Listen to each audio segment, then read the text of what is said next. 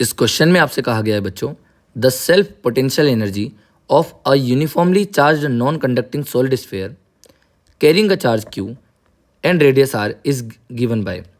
तो बच्चे आपको बताना है कि जो नॉन कंडक्टिंग सॉलिड स्फीयर होता है उसकी सेल्फ एनर्जी क्या होती है। तो बेसिकली इसका मतलब ये है कि इसको बनाने के लिए कितनी एनर्जी लगती है या फिर उसके अंदर एनर्जी स्टोर्ड कितनी होती है, आप ये भी बोल सकते हैं। तो सबसे पहले एक काम करते हैं बच्चे, हम लोग एक नॉन कंडक्टिंग स्फीयर ले लेते हैं, जैसे कि ये अपने यहाँ पर ले लिया है। ठीक है, अब आपको यहाँ पर बच्चे एनर्जी बतानी है कितनी होगी, है ना, कि इसको बनाने में, इस सिस्टम को क्रिएट करने में कितनी एनर्जी होगी, और इसका जो टोटल चार्ज है बच्चे वो क्यू है। ठीक है, और इसकी जो रेडियस है वो आर है। तो इसको बनाने में कितनी एनर्जी लगी, तो आप ये भी बोल सकते हैं इसकी जगह कि इसके अंदर अभी कितनी एनर्जी है, आप ये भी बोल सकते हैं। और सबसे एक बेसिक पॉइंट की बात करेंगे बच्चे हम सबसे पहले, कि जो एनर्जी स्टोर होती है बेटा वो बॉडी के अंदर कभी नहीं होती है ना। एक मिसकंसेप्शन चलता है कि बॉडी के अंदर एनर्जी स्टोर हुई है। हम सच्चाई ये है कि बॉडी के अंदर एनर्जी स्टोर नहीं होती, बल्कि इलेक्ट्रिक फील्ड के अंदर इलेक्ट्रोस्टैटिक पोटेंशियल एनर्जी स्टोर होती है। ये एक कॉन्सेप्ट बिल्कुल ध्यान रखिएगा। ठीक है, अक्सर बच्चे यहाँ पर गलती करते हैं। तो हम क्या बोल रहे हैं, जो एनर्जी स्टोर होती है वो हमेशा इलेक्ट्रिक फील्ड में स्टोर होती है, ना कि बॉडी में। ठीक है, तो अब हम अगर बात करें जो इलेक्ट्रिक पोटेंशियल एनर्जी स्टोर हुई है वो इलेक्ट्रिक फील्ड में हुई है। तो इलेक्ट्रिक फील्ड कहाँ से कहाँ तक जा रही है, आप ये देखिए सबसे पहले। तो भाई इलेक्ट्रिक फील्ड सर अंदर भी है पूरे सॉलिड के अंदर, यहाँ पर पूरे अंदर भी है, और इसके बाद ये इधर से निकलते निकलते पूरे बाहर इन्फाइनाइट तक जा रही होगी। ठीक है, हाँ, हालांकि अंदर की बात करें तो अंदर का जो इलेक्ट्रिक फील्ड होगा, अंदर जो भी इलेक्ट्रिक फील्ड होगा अंदर की तरफ, वो इलेक्ट्रिक फील्ड आप मानोगे कि किसी भी एक्स डिस्टेंस पर लिखोगे तो K Q X by R cube रहेगी। ठीक है, और कभी बाहर कहीं लिखोगे, अगर आप कहीं बाहर कहीं लिखोगे तो इलेक्ट्रिक फील्ड आपकी हो जाएगी के क्यू बाय एक्स स्क्वायर। तो भाई इलेक्ट्रिक फील्ड हम मानते हैं कि अलग अलग है, तो इसका एनर्जी स्टोर्ड भी अलग अलग लिखा जाएगा।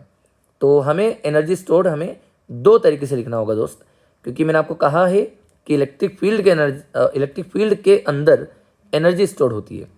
तो यहाँ से यहाँ तक इलेक्ट्रिक फील्ड जो आ रही है उसके अंदर मान लीजिए U1 एनर्जी है, और यहाँ से मान लीजिए ये सेंटर से किसी पी पॉइंट तक और पी पॉइंट से इन्फाइनाइट तक। ठीक है, तो ये जो सी से पी पॉइंट तक था उसकी एनर्जी आप U1 मान लीजिए, और पी पॉइंट से इन्फाइनाइट के लिए आप एनर्जी मान लीजिए बेटा U2। तो जो सेल्फ एनर्जी होगी, जो टोटल एनर्जी होगी, इलेक्ट्रोस्टैटिक पोटेंशियल एनर्जी होगी, वो बेसिकली U टोटल जो होगा वो U1 प्लस U2 का सम होना चाहिए। क्लियर। अब बढ़ते हैं आगे कि एनर्जी निकाली कैसे, U1 और U2 ये निकाले कैसे। तो बच्चे सबसे पहले बात है कि इलेक्ट्रिक फील्ड के अंदर एनर्जी स्टोर होती है।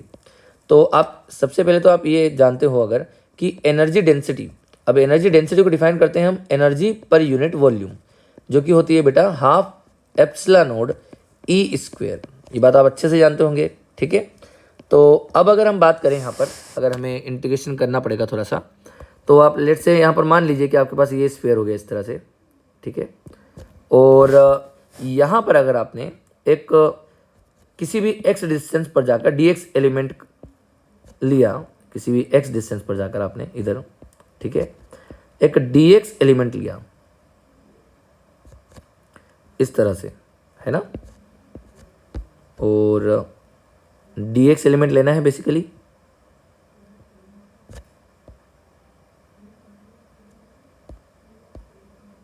तो आप इसको पहले थोड़ा सा अच्छे से ड्रॉ कर दीजिए कुछ इस तरह से। ठीक है, तो एक्स डिस्टेंस पर जाकर हमने एक डीएक्स एलिमेंट लिया है इस तरह से, है ना, और इस डीएक्स एलिमेंट के अंदर कुछ एनर्जी स्टोर होगी, क्योंकि इलेक्ट्रिक फील्ड है भाई साहब, तो एनर्जी स्टोर होगी इसके अंदर, है ना।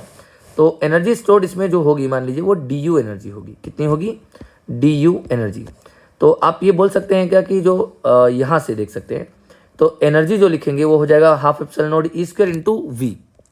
तो अब अगर आप बात करें तो डी यू जो हो जाएगा वो हो जाएगा हाफ एप्सिलॉन नॉट, और क्योंकि हम ई अंदर लिख रहे हैं तो भाई हमें लिखना होगा ई मतलब इलेक्ट्रिक फील्ड, और अंदर होगी के क्यू एक्स बाय, ये यहाँ पर लिखा है आपने अभी K Q X by R cube. तो भाई ये हो जाएगा K Q by R cube into x.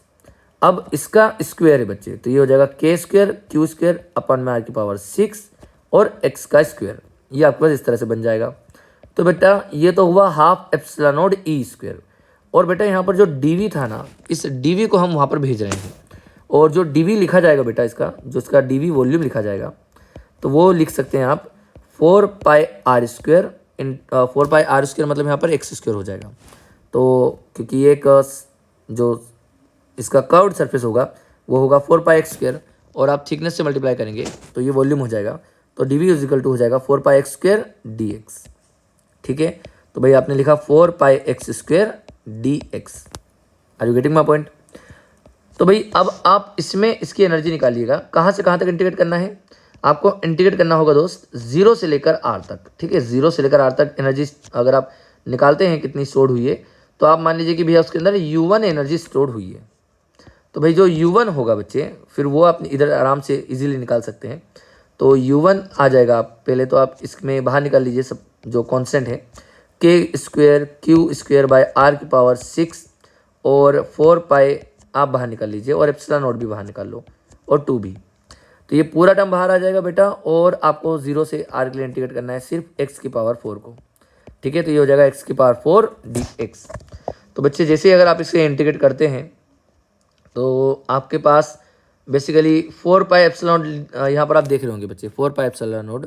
तो अब अगर आप इसके अपान में 1 डाल दें तो 1/4π एप्सिलॉन नॉट हो जाएगा k, और इस पूरे k को इस k से काटा जा सकता है। ठीक है, ये k² से, तो आप इसको कट करेंगे तो ये हो जाएगा kq² अपान में 2r⁶, और x⁴ का इंटीग्रेट हो जाएगा x⁵ डिवाइडेड बाय 5। ठीक है, और x⁵ में आप r डाल देंगे तो ये हो जाएगा r⁵। ठीक है, तो आपके पास जो एनर्जी आई है बच्चे वो हो जाएगी kq², और r⁵ से कट जाएगा तो नीचे हो जाएगा kq² डिवाइडेड बाय 10। ठीक है, ये भी आपने निकाला है 10r, kq² बाय 10r। तो बेटा ये हुआ आपका एनर्जी u1। ठीक है, ये आपकी एनर्जी होगी बेटा u1। इसी तरह से आप बेटा u2 भी निकाल लीजिए, क्योंकि अभी आपने u1 निकाला है, सेंटर से अभी तक p पॉइंट तक गए हैं। अब आप p पॉइंट से इन्फिनिटी के ले जाएंगे। ठीक है, तो भाई हम वापस से वही लिखेंगे कि du equal to half epsilon naught into e², और इस बार e की वैल्यू हम ये डालेंगे। ठीक है, तो half epsilon naught into e का स्क्वायर मतलब k² q² बाय x⁴ हो जाएगा, और इंटू डी करेंगे तो ये हो जाएगा 4πx²। ठीक है, x² और dx। ठीक है, तो आप देख पा रहे होंगे कि यहाँ पर x² वाला टर्म कट भी जाएगा आपका, तो यहाँ पर जो कॉन्स्टेंट वाली टर्म है वो सब बाहर आ रही है, k² q² अपाउन में 2, और ऊपर बचेगा एप्सिलॉन नॉट इंटू 4π। ठीक है, तो भाई यहाँ पर लिखेंगे 4π एप्सिलॉन नॉट, और अब आपके पास x² और ये कट गया है तो ये 1/x² बचेगा, और इसका इंटीग्रेट करना होगा dx, और यहाँ पर ये du। और आप इसको इंटीग्रेट कर रहे हैं बच्चे r से लेकर इन्फिनिटी तक, मतलब कि अब आपके पास एनर्जी आएगी u2। ठीक है, तो यहाँ पर बच्चे आपके पास एनर्जी आई है u2, और अभी आप यहाँ पर वापस से देख पा रहे होंगे कि 1/4π एप्सिलॉन नॉट ये वाला इसके k से कट जाएगा। ठीक है, तो यहाँ पर बचेगा kq² बाय 2, और अब अंदर अगर आप बात करें तो 1/x² का इंटीग्रेट हो जाएगा बेटा -1/x। ठीक है, और अगर आप इसमें लिमिट डालेंगे r से इन्फिनिटी, तो भाई साहब अगर आप इन्फिनिटी डालेंगे तो 0 हो जाएगा, और जब आप r डालेंगे, ठीक है, माइनस करके upper limit minus lower limit, तो यहाँ पर r आ जाएगा। तो u2 जो आ रहा है बच्चों वो आ रहा है kq² बाय 2r। ठीक है, तो ये बहुत अच्छा रिजल्ट रहा आपके सामने कि जो इसके अंदर बाहर एनर्जी स्टोर हो रही है वो है kq² बाय 2r, और जो इसके अंदर एनर्जी स्टोर हो रही है वो है आपके सामने यहाँ पर kq² बाय 10r। अब अगर आपको टोटल एनर्जी चाहिए तो आप यहाँ पर आप इसके वैल्यू डाल दीजिएगा। तो देखिए टोटल एनर्जी आपके पास बन रही है यहाँ पर दोनों का सम, मतलब kq² बाय 2r आप बाहर निकाल सकते हैं कॉमन, और बेसिकली यहाँ पर अगर आप देखेंगे तो kq² बाय 2r कॉमन निकल जाएगा, और ये हो जाएगा 1 + 1/5। ठीक है बच्चों, यहाँ पर अभी एक बार देख लेते हैं कुछ गड़बड़ ना हुई हो। ठीक है, मेरे ख्याल से बिल्कुल सही है अभी, तो 1 + 1/5 हो रहा है। तो यहाँ पर अगर आप इसे देखें तो ये हो जाएगा कितना सर, ये हो रहा है kq² बाय, यहाँ पर ऊपर हो जाएगा 6 और नीचे हो जाएगा 2 × 5। ठीक है, r, तो 2 से ये कट जाएगा तो ये ऊपर बचेगा 3। तो आपका जो टोटल एनर्जी आया बच्चों, जो टोटल एनर्जी आ रहा है तो वो आ रहा है यहाँ पर कितना 3 kq² बाय 5r। ठीक है, ये आपका रिजल्ट होगा, आंसर होगा 3k²/5r। ये आपके पास इसका जो सेल्फ पोटेंशियल एनर्जी होगा वो ये रहेगा। तो मतलब इसका आंसर आप लिखेंगे option number B is your correct answer. Thank you बच्चों।